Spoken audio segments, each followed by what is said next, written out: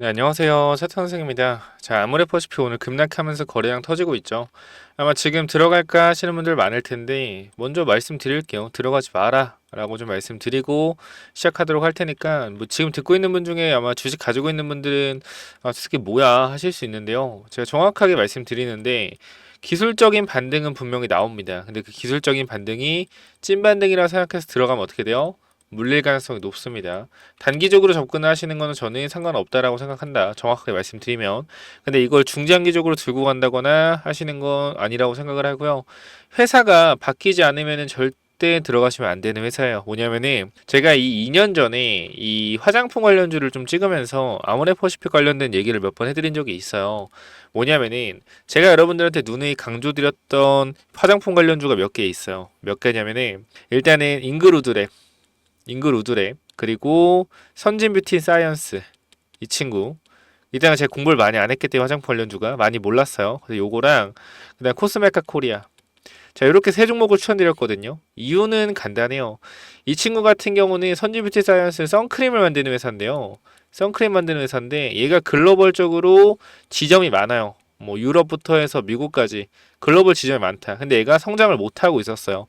근데 우리나라 시장은 누누이 말씀드리지만 중국에서는 절대 클 수가 없습니다. 아니 LG 생활건강을 보고도 아모레퍼시픽을 가져간다는 것 자체가 이해할 수가 없는 상황이야 사실상.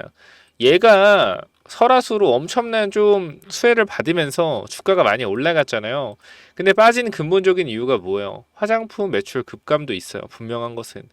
자, 화장품 매출이 도대체 왜 급감을 하느냐?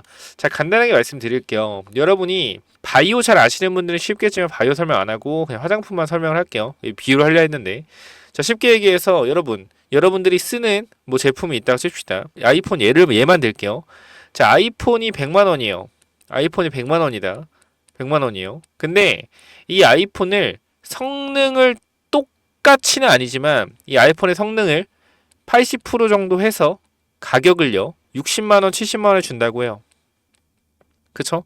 아이폰 여러분이 쓰는 아이폰이 있고 A라고 칭합시다. 그 다음에 이 아이폰 B라는 걸 누군가가 만들었어요. 근데 이 성능은 80%인데 가격은 60만 원, 70만 원이야. 뭘 쓰겠어요? 그리고 이거 아이폰 A는 외국계 회사고 아이폰 B는 국내 회사예요. 국내 회사. 그러니까 우리가 봤을 때 외국 걸 좋아하고 성능 100%짜리 쓰고 싶은 사람도 있겠지만 사람들이 우리가 대중적이라는 게 있잖아요. 대중적. 그죠? 대중적으로 어떤 걸 선택하겠냐. 보통 가성비를 선택을 많이 한단 말이야. 경제가 안 좋을수록 말이죠. 가성비 선택을 많이 해요. 근데 저는 그렇게 생각한다. 아모레퍼시픽이 중국 시장에서 만드는 화장품과 판매하는 화장품들이 대부분 가격이 비싸요. 고가 제품들이기 때문에. 근데 중국의 비슷한 제품들이 성능을 거의 80% 정도 내면서, 그쵸? 가격은 50%대로 저렴하단 말이야. 그러니까 또 중국 사람들은 뭐요? 자국주의가 강하죠. 그렇기 때문에 아모레 걸 안 쓰고 뭘 써요? 뭘 써요? 이거 쓴다는 거예요. 이거. 중국 자기네 제품. 매출이 나와요, 안 나와요? 매출이 안 나오죠. 중국 사업 철수해야 된다고 저는 그냥 일개 주식 분석하는 사람이고 경제 분석하는 사람이잖아요.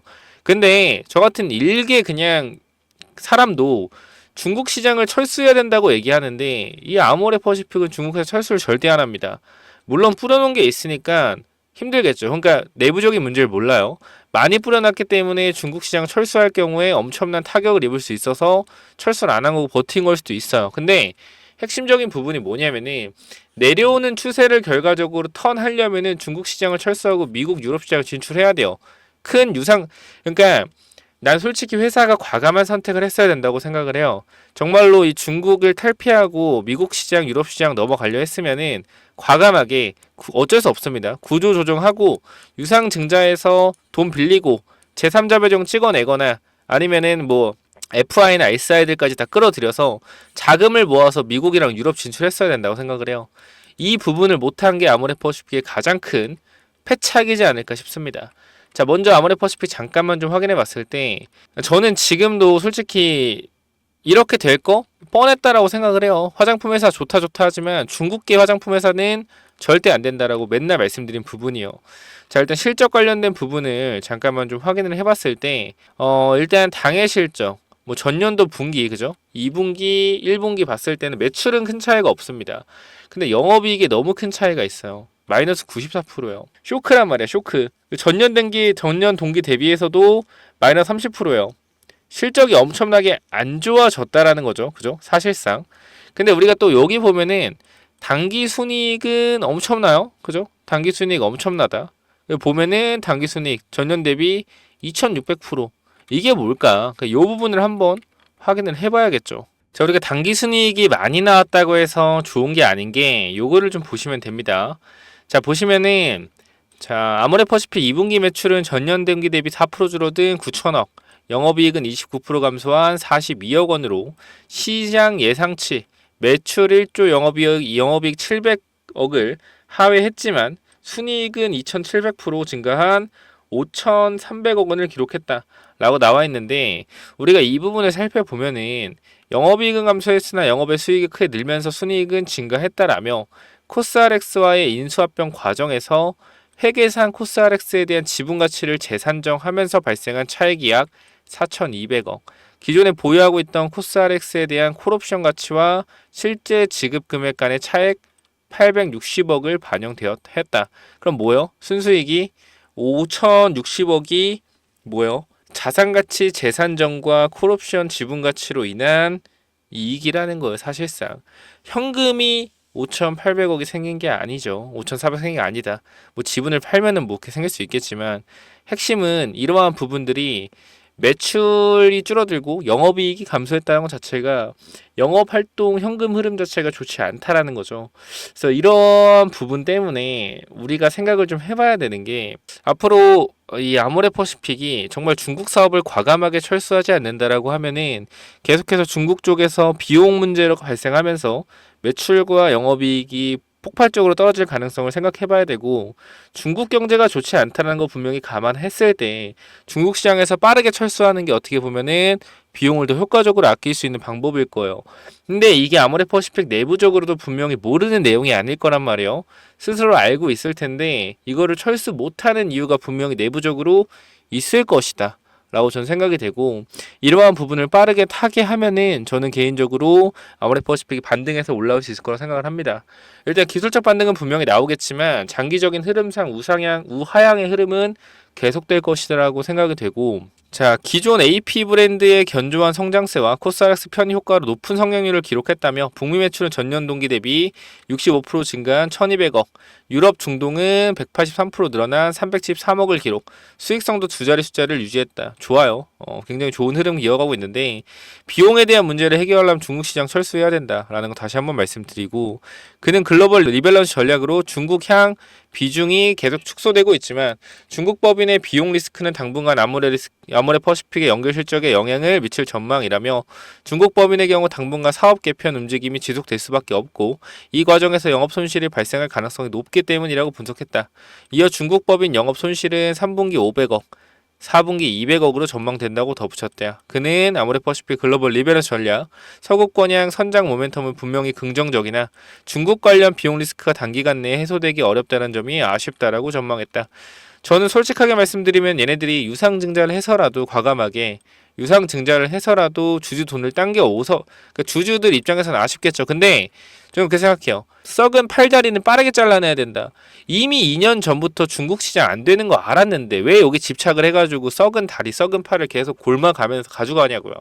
진작에 리밸런싱 했어야지. 지금이라도 빠르게 리밸런싱 하겠다고는 하지만 단기적인 흐름에서는 추세가 좋지 않은 건 사실이다라는 거예요. 그렇기 때문에 현 구간에서 이게 과대낙폭인지 아닌지는 조금 더 확인을 해봐야겠지만, 기술적인 반등 구간이 분명히 나올 때 비중을 축소하시는 게 저는 좋을 거라고 생각을 하고, 아모레퍼시픽 갖고 있는 분들, 내가 지금 아모레퍼시픽 많이 들고 있는데 뭐 대응을 좀 하고 싶다, 지금 구간 어떻게 해야 될지 모르겠다 하시는 분들은요, 제가 간단하게 번호 하나 남겨놓겠습니다. 010-9201-6329 이쪽으로 G라고 나오면 G, 아모레 G죠. 아모레퍼시픽 그냥 G라고 한 글자 남겨주시면은 제가 이 구간에서 여러분들 어떻게 대응해야 될지, 아모레퍼시픽 앞으로 어디서 우리가 반등이 나올 수 있고 단단한 지지 구간은 어디인지 이 부분 체크해서 분명하게 타점 말씀드릴 거고, 핵심적인 부분 하나만 말씀을 드릴게요. 얘네들은요 충분히 상승할 수 있어요. 지금 당장은 힘들지만 시간을 들이고 공을 들인다면 저는 충분히 상승할 수 있을 거라고 본다. 근데 핵심은 뭐예요? 당장은 아니라는 거예요. 그렇기 때문에 시간이 좀 걸릴 수 있기 때문에 긴 호흡으로 바라본다라고 하면 충분히 가져갈 수 있지만 단기적인 흐름에서 분명히 리밸런싱이 되는 과정에서 비용 문제가 계속 발생되면서 주가의 변동성을 야기할 겁니다. 그러니까 그 전에 기술적 반등에 대응을 하고 앞으로 회사가 어떻게 움직이는지 지켜보는 게 가장 현명하다고 생각을 해요. 그래서 지금 구간 아모레 퍼시픽 물려있는 분들 간단하게 말씀드립니다. 010-9201-6329로 G라고 한 글자 남기셔서 반드시 무료로 대응 한번 타점 받아보시기 바래요. 지금 무료로 대응 받을 수 있는데 대응을 안 받으면 저는 바보라고 생각을 합니다. 그리고 현 구간에서 제가 이렇게 여러분 저는 그렇게 생각해요. 시대의 흐름을 맞춰가야 된다. 시대의 흐름. 지금 화장품이 글로벌 매출 뭐 유럽이나 미국 쪽 좋은 거 사실입니다. 근데 화장품으로 큰 돈을 버는 거는 한계성이라는 게 분명히 존재를 해요. 저는 여러분들이 이 흐름에 맞는 종목 하나 가져가면 좋겠어요. 뭐냐면은 23년도에 IRA 법안으로 거의 2차전지 관련주가 10배, 15배 폭등을 했잖아요. 그럼 저는 IRA 법안에 준하는 이 생물보안법 관련주 한 종목 정도는 무조건 잡아 가셔야 된다고 생각을 하거든요. 그래서 제가 좀 말하자면 길어요. 긴데 CDMO 관련주라고 있어요. 생물보안법 관련주인데 이제 IRA 법안의 핵심이 뭐였죠? IRA 법안 핵심이 2차 전지 그쵸? 광물 그 다음에 장비 중국에서 나오는 2차 전지 광물과 장비를 쓰지 못한다. 그죠? 이게 핵심이란 말이야. 이게 핵심. 그러면 똑같아요. 생물보안법 핵심이 중국의 위탁 생산을 맡길 수 없고 중국에서 생산한 거를 사용할 수 없다라는 내용이에요. 어디로 오겠습니까? 우리나라. 기대감. 간단히 이거예요. 너무 간단하게 설명하시는 거 아니에요? 근데 이렇게 설명할 수밖에 없는 게 일단 IRA 법안 때도 2차전지 장 때도 검색기에 떴단 말이야. 검색기에 2차전지가 다 떴어요. 엄청나게 많이. 근데 이때도 그냥 그러려니 했단 말이에요. 사실 얼마나 크게 올라가겠냐. 근데 엄청 크게 갔어요. 그래서 이번엔 정말 놓치기 싫단 말이에요. 생물보안법. 이것도 검색기에 떴는데 아무리 생각해도 얘도 CDMO 관련돼서 규모가 크다라는 거예요. 중국 시장이 글로벌 매출 2위를 담당하고 있는데 이게 말아먹는다? 다 우리나라 올 수밖에 없다. 이 부분 꼭 한번 체크해 보셔서 마지막에 제가 드리는 히든 종목까지 받아가시기 바라고요. 그래서 이러한 부분들 기법, 검색기, 마지막 히든 종목까지 전부 다 공유 드릴 거니까 체크 한번 해보시고 아모레 퍼시픽 관련돼서는 지금 구간에서 물타 생각하지 마시고요. 무조건 대응 010-9201-6329 G 남기셔서 반드시 대응 한번 해보시기 바랍니다. 자, 여기까지 하고 마무리하겠고 기법 검색기 히든 종목 이게 뭐냐면요. 자, 이 기법이 뭐냐면요. 단기적으로 제가 이렇게 좀 만들어 왔는데 제가 이 종목을 발굴하는 거를 이런 식으로 발굴한다라는 걸 좀 말씀을 드리는 거고 요거는 내려서 읽어보시면 될 것 같고요. 자, 요 부분을 좀 말씀을 드리도록 하겠습니다. 자, 이쪽을 좀 당겨서 확인을 해보면은 자, 이쪽에 제가 이 주식을 하는 데 있어서 가장 좀 중요하게 봐야 되는 부분들을 간단하게 정리를 좀 해놨습니다. 세력들이 매집하는 원리를 알아야 버틸 수 있는 힘이 생긴다라는 건데 주식이라는 건 항상 변동성이 있기 때문에 이 변동성에 저점 부근에 매수를 해야지 올라갔다 내려갔다 할 때 이 가장 저점 부분에 잡아놔야지 변동성에 견딜 수 있다라는 건데 만약에 이 변동성의 중간 부분에 잡아 놓더라도 세력이 매집을 했다라는 확신만 있으면 내가 버텨갈 수 있다라는 겁니다. 자, 모든 주식에는 세력이 존재하고 그 세력은 개인일 수도 있고 외국인일 수도 있고 기관일 수도 있죠. 결과적으로 물량을 많이 가진 놈들이보다 우리가 말하는 세력이라고 하는 존재들이다. 자, 그리고 주식은요 항상 선반영이다라는 거 우리가 인지를 하셔야 된다. 왜냐면은 에코프로 한번 보자고요. 에코프로 주가가 10만원에서 150만원 갔다 어디까지 빠졌죠? 40만원까지 빠졌죠. 그래가지고 뭐요? 아, 선반영이었구나. 이거를 시간이 지나야만 알 수 있는 거죠. 그 주식은 기대감이고 그 기대감이 결국 어디까지 반영될지를 정확하게 캐치해야 주가의 상승폭을 어느 정도 예상할 수가 있다. 거래량은 힘이다. 세력들이 사용한 돈의 힘을 보고 이 세력들이 얼마나 강한 놈인지 확인해야 한다. 바닥에서 터지는 거래량들을 확인해야 되고 고점에서 터지는 거래량, 고점에서 거래량이 터지면서 내려온다 보다 고점 신호다라는 것을 파악을 해야 된다는 겁니다. 그리고 우리가 에코프로 때를 보면 아시겠지만 계속 올라 올라가는 종목을 계속 가겠지라고 욕심을 내다 보면 어떻게 된다? 수익을 챙기지 못하기 때문에 언제나 욕심은 독이 된다. 그렇기 때문에 항상 수익을 챙겨줄 때 어느 정도 분할 매도를 해야 된다라는 거 말씀을 드리고요.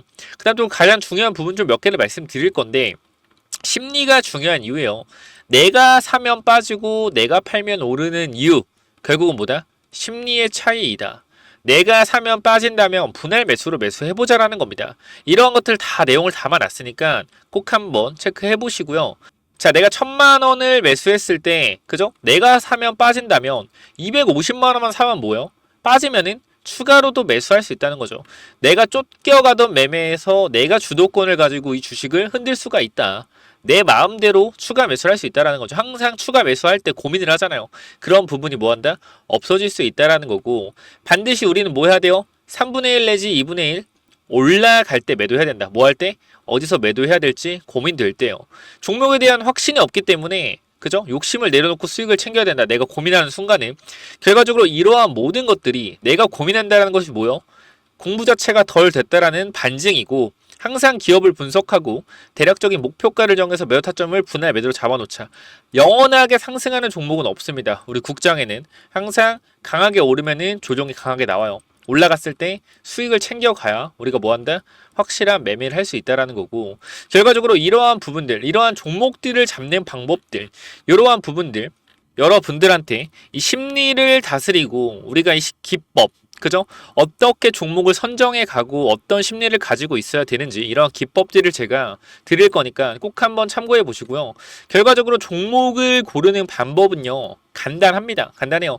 이러한 실적이 좋은 종목들, 그죠? 실적이 좋고 바닥에서 매집이 들어오는 이러한 종목들, 제가 밑에도 많이 있는데 일단 좀 시간이 없기 때문에 간단하게만 말씀을 드릴게요. 이러한 종목을 찾는 법, 검색기로 찾으면 되는데, 혹시나 이런 검색기가 없다, 기본적인 거거든요. 기본적인 거. 결과적으로 우리가 차트를 모두 다 돌려볼 수가 없기 때문에 제가 말씀드리는 이러한 기법에 맞는 종목들을 찾아내기 위해서는 검색기가 필요하다.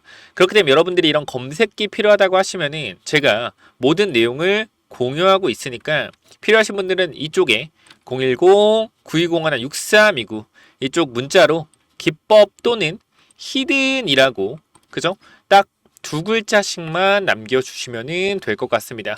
그죠? 제가 이러한 종목들도 결과적으로 히든 종목도 준비하고 있기 때문에 기법 또는 히든이라고 010-9201-6329 이쪽으로 남겨주시면은 제가 보내드릴 테니까 당연히 무료로 보내드립니다. 그렇기 때문에 기법 또는 히든 남겨주시면은 요 자료들 전부 다 공유를 드릴 테니까 꼭 받아가시면 좋을 것 같습니다. 자, 그래서 이러한 부분뿐만 아니라 추가적으로 제가 히든 종목까지 여러분께 말씀드릴 테니까 꼭 한번 참고해서 받아가 보시기 바랍니다. 그래서 이 히든 종목 뭐냐면요, 자, 여기 보시면은 제가 간단하게만 좀 설명을 드릴게요. 이거 무조건적으로 체크 한번 해보세요. 판단 여러분들이 하시지만 너무 똑같습니다.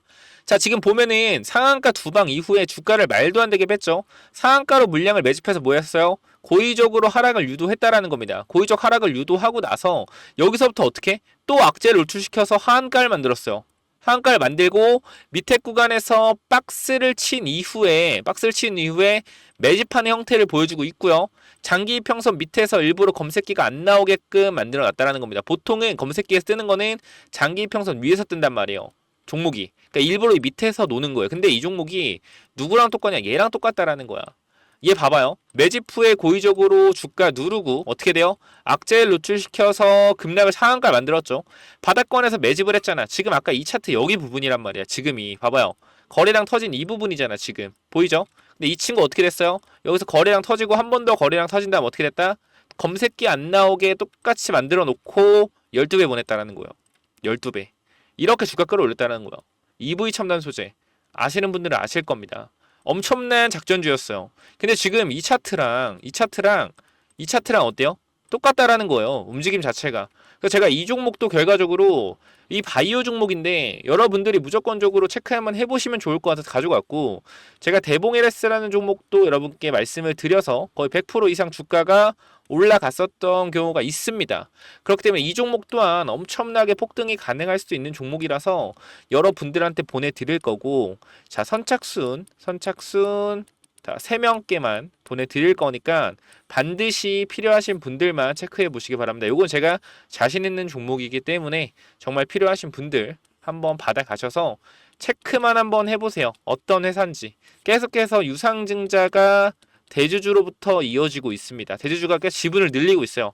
이유가 있겠죠. 그죠? 그렇기 때문에 이 종목 반드시 위에 번호 010-9201-6329로 이노 히든 4글자 남기셔서 반드시 받아가시기 바랍니다. 자, 여기까지 하고 마무리할게요. 감사합니다.